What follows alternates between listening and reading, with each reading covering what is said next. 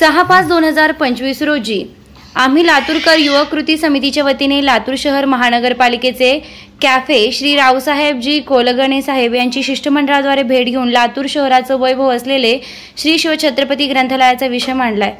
तत्कालीन लातूर शहर नगरपालिकेच्या वतीने शहरातील नागरिकांना रस्ते, पथदिवे, पिण्याचे पाणी, सार्वजनिक स्वच्छता या नागरी सुविधांसोबतच वाचन संस्कृतीचा प्रचार आणि प्रसार व्हावा या हेतूनं लातूर शहर नगरपालिका अंतर्गत श्री शिवछत्रपती ग्रंथालयाच्या इमारतीचे उद्घाटन स्वर्गीय केशवरावजी सोनवणे यांच्या हस्ते तर ॲडव्होकेट शिवराज पाटील चाकूरकर यांच्या अध्यक्षतेखाली 1/11/1971 रोजी करण्यात आलं आणि तेव्हापासून लातूर शहर वासियांसाठी वाचकांना प्रेमींसाठी वाचनालय उपलब्ध करून देण्यात आलेलं आहे।